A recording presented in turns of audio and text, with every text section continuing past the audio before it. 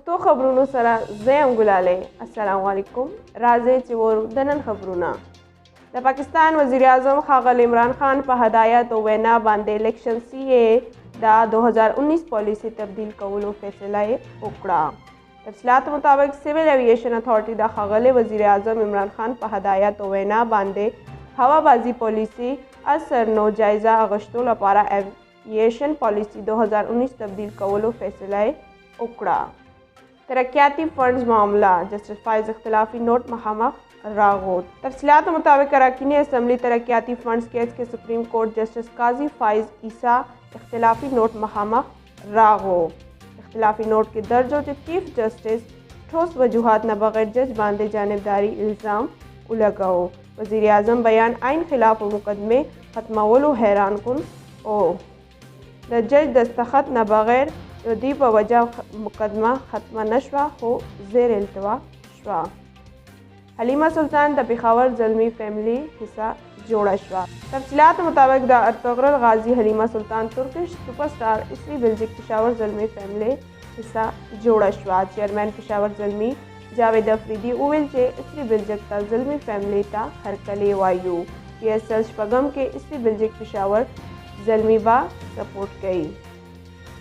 وزیر اعلیٰ محمود خان کرم الیکشنز کے ښه نتائج باندې مبارکباد او عوام ته شکریہ ادا کړه. تفصیلات مطابق کامران بنگش معاون خصوصي وزیر اعلیٰ خیبر پختونخوا وویل چې قبایلي اضلاع کې تیزی سره ترقی او خوشحالۍ ثمرات عوام ته رسوي. د شهر ضمني انتخابات کې تحریک انصاف په بیللو باندې وزیر اعلیٰ سخت نوټس واغشتو او نو شهر ضمني الیکشن باندې تفصیلی رپورټ طلب کو. مستقبل لپاره لایحه عمل انډیای ورکړه او وویل چې تحریک انصاف کرم سیټ ګټل باندې قبایلي اضلاع کې سټیټس خاتمه وکړه. کرم نشست دی نه مخکې جے یو آی ګټلی و. رکن قومي اسمبلی 14 کاله جینۍ سره واده وکړو. چترال سره تعلق لرونکي جینۍ واده د بلوچستان رکن قومي اسمبلی مولانا صلاح الدین ایوبی سره وکړو. پولیس د تفتیش آغاز وکړو. تفصیلات مطابق رکن قومی اسمبلی مولانا صلاح الدین ایوبی د 14 کاله جینۍ سره واده وکړو. چترال خواتین فلاح و بهبود لپاره کار کولو تنظیم په درخواست باندې پولیس خپله کاروایی شروع کړه.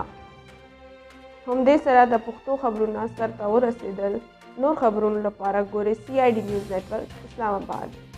ګرانو پښتنو خپله پښتو ژبه وړاندې کې خپل خیال ساتئ او د نورو هم وګورئ. سی آی ډي نیوز نیټورک اسلام آباد. الله پامان. You are watching CID News Network Islamabad.